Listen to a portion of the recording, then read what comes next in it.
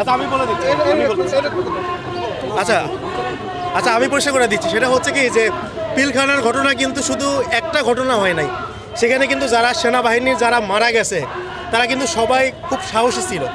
আর এই যে যারা চাকরিচ্যুত হয়েছে বিডিআর সদস্যরা, এরা কিন্তু সবাই প্রায় কম বেশি বিএনপি মাইন্ডের ছিল। একটাই অপরাধ, তারা বিএনপি মাইন্ডের হওয়ার কারণেই কিন্তু তারা চাকরি হারাইছে। কারণ শেখ হাসিনার প্রধান টার্গেটই ছিল যে একদিকে সেনাবাহিনী যেরকম পঙ্গু হয়ে যাবে, অন্যদিকে বিডিআর সদস্যদের মধ্যে যারা এই বিএনপি মাইন্ডের আছে তাদেরকে একবারে ধ্বংস করে ফেলাবে, যাতে বিএনপি কোনো সময় উঠতে না পারে। এই কারণে তারা টার্গেট করে অর্থাৎ ঢাকার বাইরে যারা ছিল সেখানে কিন্তু কিচ্ছু হয় নাই।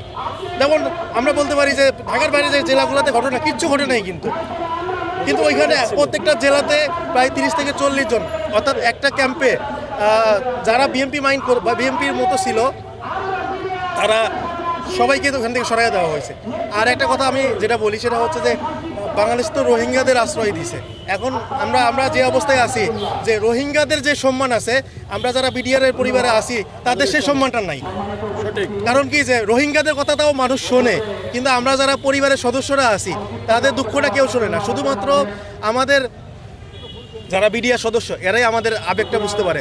কারণ আমাদের এমনও অনেক পরিবার আছে যারা খায় না খায়া সংসার চালাইছে, একবেলা খাওয়ার মতো টাকা মানুষ পরিবারের কাছে ছিল না। কারণ একটা পরিবারের উপার্জন ক্ষমতা ব্যক্তি কে? বিডিআর সদস্য। যখন সেই বিডিআর সদস্যটাই জেলে থাকে তার পরিবারে কি অবস্থা হয়? এমন অনেক পরিবার আছে যে 2 দিন 3 দিন করে না খায়া থাকে।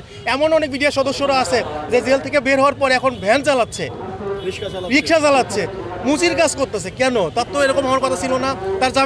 সে রিটায়ার্ড করার পরে সে একটা টাকা পেতো, সেই টাকা দিয়ে সে সারা জীবন পায়ের উপর পা তুলে আরামে খাইতো। যে আজকে রাজকীয়ভাবে চলতো সে আজকে ভ্যান চালায় খায়।